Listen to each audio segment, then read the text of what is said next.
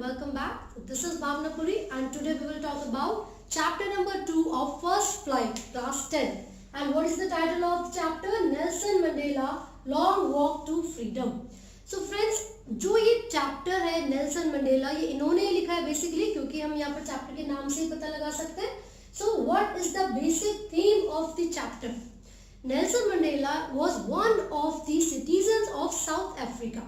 तो initially South Africa में there was a discrimination among the people who belongs to different communities.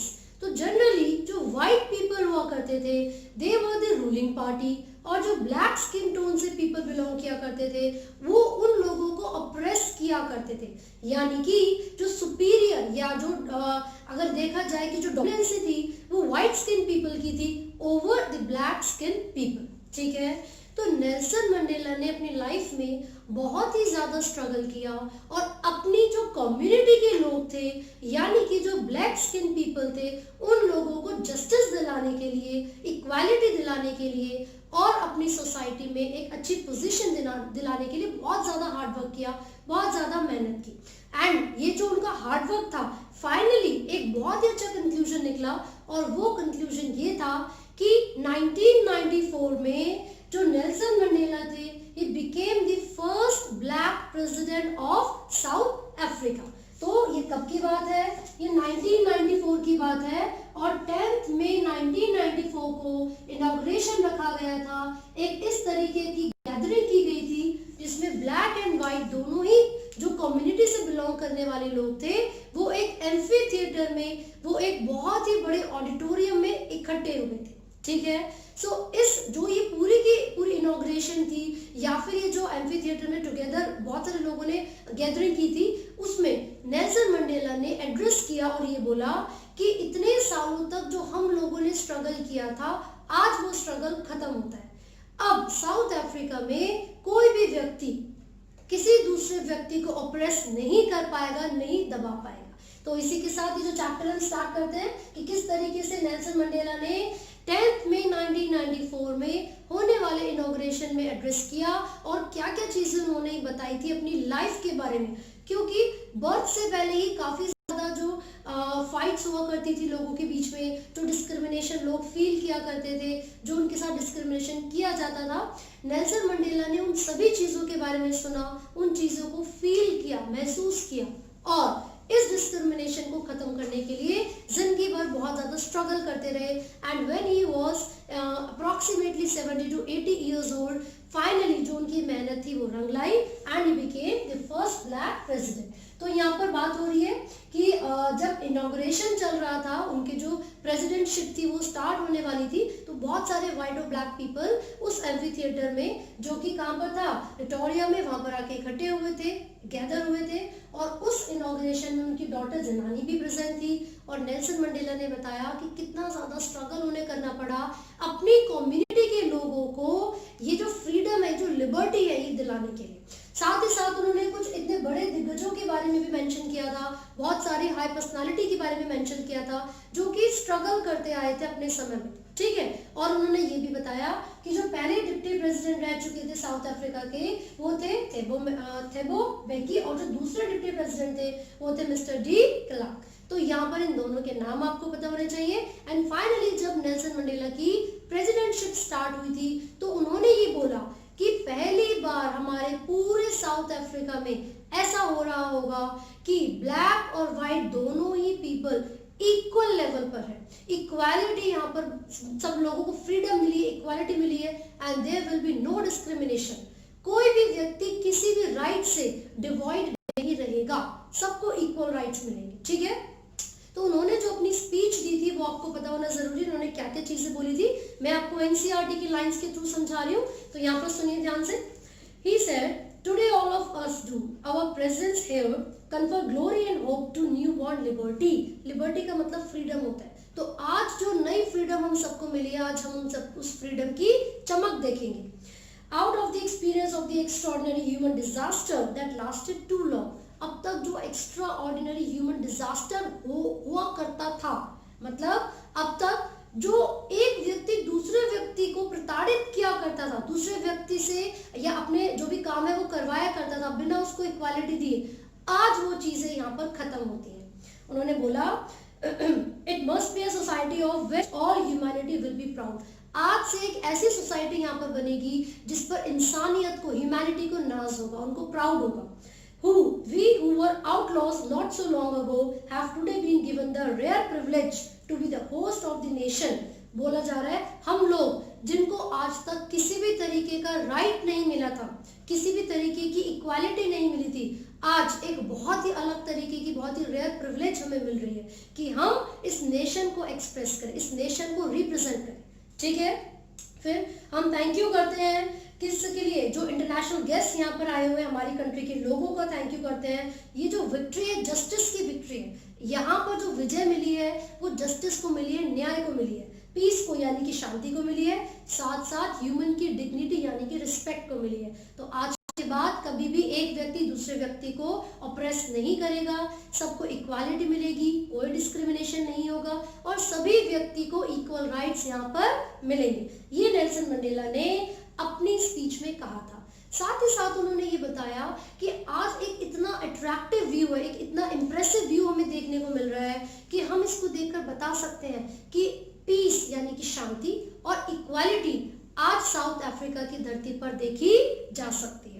और ये वो समय था जब चाहे ब्लैक पीपल हो या व्हाइट पीपल हो, सभी कम्युनिटी से बिलोंग करने वाले लोग एक साथ एक ही जगह पर इकट्ठे हुए थे और लिबर्टी यानी कि फ्रीडम को महसूस कर रहे थे। और उस दिन यहाँ पर आप देखोगे एक वर्ड लिखा हुआ है इमेंसिपेशन, इसका मतलब होता है फ्रीडम फ्रॉम रिस्ट्रिक्शन। तो जो ब्लैक कम्युनिटी से बिलोंग करने वाले लोग थे उनको फ्रीडम मिल चुकी थी, अब उनके ऊपर किसी भी तरीके की रिस्ट्रिक्शंस नहीं थी। साथ ही साथ यहाँ पर जो भी लोग इकट्ठे हुए थे, जो व्हाइट पीपल थे, they were singing their national anthem. कौन सा एंथम था? यहाँ पर उनके लिए अलग एंथम दिया हुआ है जिसमें कॉसिसिकल आई अफ्रीका बोला जा रहा है और ब्लैक पीपल के लिए डाइट स्टेप। ये दोनों ही नेशनल एंथम वहां पर गाए जा रहे थे। इसका मतलब ये होता है कि इस बार की जो सरकार बनी है, जो गवर्नमेंट बनी है, वो कैसी है? वो डेमोक्रेटिक, डेमोक्रेसी यहाँ पर आ चुकी है। साउथ अफ्रीका की धरती पर साउथ अफ्रीका के लोगों के लिए डेमोक्रेसी आ चुकी है, हर व्यक्ति को इक्वल राइट्स यहाँ पर मिलेंगे।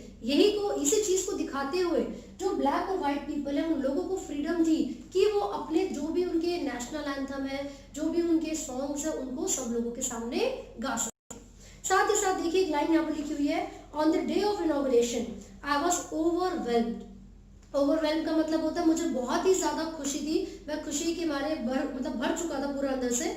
ठीक है, लेकिन साथ ही साथ उनको वो हिस्ट्री याद आ गई जिस समय बहुत सारे लोगों ने, जो ब्लैक पीपल है, उनको इक्वल राइट्स दिलाने के लिए अपनी जान गंवा दी थी।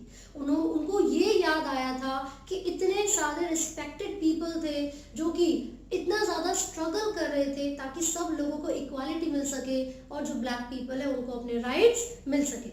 उन्होंने बोला, now in the last decade of 20th century and my own 8th decade as a man, यानी कि ये जो लास्ट डिकेड चल रहा है 20th सेंचुरी का, ये वो डिकेड है जिसमें सभी लोगों को साउथ अफ्रीका की धरती पर इक्वल राइट्स मिले। एक नया सिस्टम यहाँ पर बना है। साथ ही साथ उन्होंने ये बोला, that day had come about through the unimaginable sacrifices of thousands of people। हजारों लोगों ने बहुत ज्यादा इमेजिन ना किए जाने वाले सैक्रिफाइस किए थे और उस सैक्रिफाइस का रिजल्ट आज हमारे सामने है। और वो रिजल्ट क्या था? दैट बोथ दी पीपल, जो कि ब्लैक या व्हाइट किसी भी कम्युनिटी से बिलोंग करते थे, उन सभी के पास इक्वल राइट्स थे। उन्होंने साथ साथ बोला, I felt that day as I have on many other days that I was simply the sum of all those African patriots who had gone before me। मुझे ये लगता है कि मैं उन सभी लोगों ने, वो जो पैट्रियट्स थे, जो अपने देश के लिए, अपनी धरती के लिए जो अपनी जिंदगी गंवा चुके हैं, मैं उन सभी की मेहनत का रिजल्ट हूँ। क्योंकि आज हम लोगों को क्या मिला? हम लोगों को फ्रीडम मिल चुकी है और ये उन्हीं सब लोगों की मेहनत का रिजल्ट है। इन्होंने क्या किया था, एक नेशनल जो कांग्रेस पार्टी थी उसको ज्वाइन किया था और लगभग 400 में से 250 सीट्स ये जीते थे। और वही उसी चीज का रिजल्ट था कि इनकी जो ब्लैक कम्युनिटी के लोग हैं वो इक्वल राइट्स के साथ आज भी साउथ अफ्रीका में रहते हैं। साथ साथ आप देखिए बहुत सारे लोगों का नाम यहाँ पर मेंशन किया हुआ है, जैसे कि ओलिवर टैम्बोस, वाल्टर सिसुलस, चीफ लुथलिस या फिर यूसुफ डेडोस। ये सब एक्स्ट्रा ऑर्डिनरी मैन थे जिनके पास एक्स्ट्रा ऑर्डिनरी करेज था। तो करेज का मतलब क्या है? मंडेला के हिसाब से करेज का मतलब ये नहीं है कि एब्सेंस ऑफ फियर। करेज का मतलब ये है कि वो किसी भी चीज को, फियर को ओवरकम कर सकते हैं, अपने फियर को, अपने डर को जीत सकते हैं। साथ ही साथ उन्होंने बोला कि मेरी जो कंट्री है it is rich in the minerals and James. बहुत सारे जेम्स है सॉइल के नीचे, धरती के नीचे, बहुत सारे नगीने हैं, डायमंड्स हैं, या बहुत सारे ऐसे लोग भी मेरी धरती पर हैं जो कि हमारे लोगों के लिए, दूसरे लोगों के लिए कुछ भी करने को तैयार है। साथ साथ इसमें लिखा हुआ है बट जो ग्रेटेस्ट वेल्थ है लोगों की वो क्या है, finer and truer than the purest diamonds. Diamond से भी ज्यादा प्योर क्या है, लोग, हमारी धरती पर रहने वाले लोग सबसे ज्यादा जरूरी है। साथ ही साथ आप आगे देखोगे करेज का मतलब ये नहीं था एब्सेंस ऑफ फियर, करेज का मतलब था अपने फियर को ओवरकम कर लेना, यानी कि विजय पा लेना। The brave man is not he who does not feel afraid. Brave व्यक्ति वो नहीं है जो कि डरता नहीं है, but he who conquers that fear, वो है जो कि अपने फियर को, अपने डर को जीत लेता है, कनकर कर लेता है। कोई भी हमारे वर्ल्ड में जो पर्सन बर्थ जिसने लिया है, जो कि पैदा हुआ है, कभी भी वो बर्थ से ही हेट्रेड यानी कि घृणा नहीं करता, उसको सिखाया जाता है। तो जिस तरीके से हेट्रेड सिखाई जाती है उसी तरीके से हमें बच्चों को, हमें लोगों को प्यार सिखाना चाहिए। We should teach them love. साथ ही साथ मंडेला ने बोला है even in the grimmest times in prison when my comrades and I were pushed to our limits I would see a glimmer of humanity in one of the guards. वो बोलता है जब मैं जेल में था उस समय जो गार्ड्स थे ना वो इतना पुश करते थे, हमें इतना मारते थे, इतना पीटते थे, इतनी लिमिट्स तक पहुंचाते थे, तो उनकी आंखों में भी किस तरीके का दुख आ जाया करता था कि बस यार इससे ज्यादा हम नहीं मार सकते। और जिस समय वो इनॉग्रेशन चल रहा था तो वहां पर जितने भी लोग थे, जितने भी पुलिस ऑफिसर्स थे, जितने भी सिक्योरिटी गार्ड थे यूनियन बिल्डिंग में, उन सभी लोगों ने सैल्यूट किया नेल्सन मंडेला को। क्यों? क्योंकि आज वो प्रेसिडेंट बन चुके हैं साउथ अफ्रीका के। लेकिन मंडेला को अभी भी याद है कि अगर आज मैं प्रेसिडेंट नहीं होता, अगर मैं एक नॉर्मल सिटीजन होता, एक ब्लैक पर्सन होता, तो शायद ये लोग मुझे कभी सैल्यूट नहीं करते, बल्कि ये मुझे क्या करते, जेल में डाल देते, मुझे जेल में डालने से नहीं रुकते। साथ ही साथ उस दिन जितने भी लोग वहां पर थे, पुलिस ऑफिसर्स थे, their chest bedecked with ribbons and medals from days gone by saluted me and pledged their loyalty। तो जो नेल्सन मंडेला है वो ये कहना चाहते हैं कि वहां पर जितने भी पुलिस ऑफिसर्स थे, आर्मी मैन थे, उन सब लोगों ने इनको सैल्यूट किया, उनकी बॉडी पर, उनकी ड्रेस पर, यानी कि उनकी चेस्ट पर रिबन्स थे, मेडल्स थे, और वो अपनी लॉयलिटी को नेल्सन मंडेला के लिए रिप्रेजेंट कर रहे हैं। साथ ही साथ मंडेला ने ये भी बोला कि वो लोग जो कि ब्लैक ओरिजिन से या फिर जो कि उनके सेम बर्थ से बिलोंग करते हैं, सेम कलर से बिलोंग करते हैं, उन लोगों के लिए दो ऑब्लिगेशंस वहां पर हुआ करती थी। There were twin obligation. वो कौन कौन सी ऑब्लिगेशन थी? The first one was for his family, for his parents, wife and children, and second was for his people, for community and for his country. लेकिन वो लोग जो कि ब्लैक ओरिजिन से या फिर जो मंडेला है उनके ओरिजिन से बिलोंग किया करते थे, it was impossible for them to fulfil both the obligations. Obligation का मतलब होता है ड्यूटीज, ठीक है। तो नेल्सन मंडेला ने काफी समय के बाद ये रियलाइज किया कि इनिशियली तो वो क्या करते थे, अपनी जो कंट्री है, अपनी जो कम्युनिटी है, अपने जो लोग हैं, उन लोगों के लिए अपनी लाइफ को स्पेंड किया करते थे। लेकिन उन्होंने महसूस किया कि अपनी कम्युनिटी, अपनी कंट्री और अपने पीपल के लिए, सिटीजन्स के लिए वो अपनी फैमिली को सेक्रीफाइस कर रहे हैं, वो अपनी फैमिली के साथ समय स्पेंड नहीं कर पा रहे। आगे देखिए, I was not born with a hunger to be free. I was born free. जब मैं पैदा हुआ था तो ये नहीं था कि हंगर है मेरे अंदर, मुझे फ्री होना है, मुझे फ्रीडम चाहिए, नहीं। जब मेरा बर्थ हुआ था मैं फ्री था। I could easily walk anywhere. पूरे साउथ अफ्रीका में मैं कहीं भी आ जा सकता था, तो मुझे लगता था कि मैं फ्री हूँ। तो इसमें कुछ लाइन्स लिखी हुई है, free to run in the fields near my mother's hut. मेरी मदर के घर या झोपड़ी के पास जितने भी खेत थे मैं वहां पर भाग सकता था। Free to swim in the clear stream that ran through my village। मेरे विलेज में जो साफ नदियां, झरने बहा करते थे, मैं उसमें इजीली जा सकता था। लिखा हुआ है, free to roast maize under the stars and ride the broad back of slow moving bull। Bull के ऊपर बैठकर मैं राइड कर सकता था, तारों के नीचे मैं आराम से बैठकर बातें कर सकता था। तो मुझे लगा कि मैं फ्री हूँ। ये तो बाद में जाकर पता चला, बाद में जाकर इन्होंने रियलाइज किया कि नहीं, ऐसी बहुत सारी चीजें हैं, ऐसी बहुत सारी प्रिविलेजेस हैं जो कि हम लोगों को नहीं मिल पाती, ठीक है।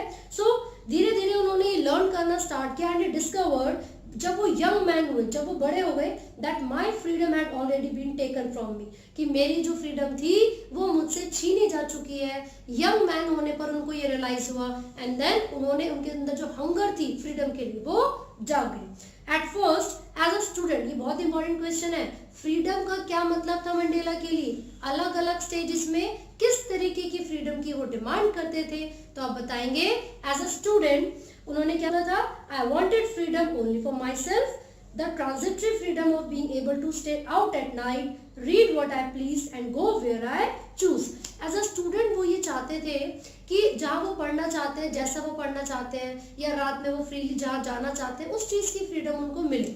और बाद में एज अ यंग मैन जब वो जॉन्सबर्ग में थे, उनकी जो इच्छा थी वो ये थी कि ऑनरेबल फ्रीडम्स मुझे मिलने चाहिए, अपनी अर्निंग को, जो मैं अर्निंग करना चाहता हूँ, जो पैसे कमाना चाहता हूँ, अपने तरीके से कमा सकूँ, साथ साथ freedom of achieving my potential, marrying and having a family, अपनी मर्जी से शादी कर सकूँ, अपनी फैमिली ले सकूँ और अर्न कर सकूँ। तो ये सब वो चीजें थी, अपनी पोटेंशियल को जानना, पैसे कमाना, शादी करना, जो कि यंग होने पर नेल्सन मंडेला को चाहिए थी। ये वो फ्रीडम थी, ठीक है, जिसके सामने बहुत सारी डिस्टर्बेंसेस आते थे या फिर ऑब्स्टेकल्स आया करते थे। साथ ही साथ धीरे धीरे उन्होंने ये महसूस किया कि सिर्फ मैं ही नहीं हूँ जिसको फ्रीडम चाहिए, मेरे ब्रदर, मेरे सिस्टर, मेरी फैमिली, सब लोगों को फ्रीडम की जरूरत है। इसीलिए उन्होंने फाइनली अफ्रीकन नेशनल कांग्रेस को ज्वाइन किया और जो उनकी हंगर थी फ्रीडम के लिए, अपने लोगों के लिए, अपनी फैमिली के लिए, वो उतनी ज्यादा बढ़ती चली गई। साथ ही साथ उन्होंने जो सेल्फ सेक्रीफाइसिंग एबिलिटी थी उसके बारे में सीखा। बहुत सारे लोगों के साथ वो रहा करते थे, सब एक साथ एक दूसरे के लिए काम किया करते थे, मिलकर रहा करते थे, और उनको एक बात जरूर पता चली अपनी लाइफ में, वो ये थी, I knew that the oppressor, oppressor वो होता है जो किसी को दुख पहुंचाता है, किसी को प्रताड़ित करता है, I knew that the oppressor must be liberated just as surely as the oppressed. A man who takes away another man's freedom is a prisoner of hatred.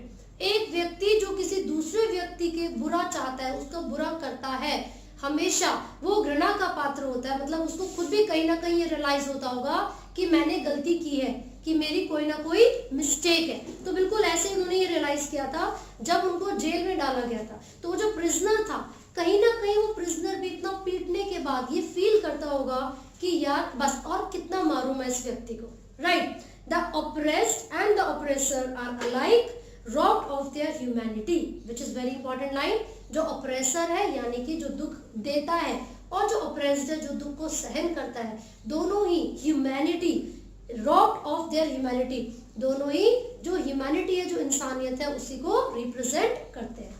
So this is all.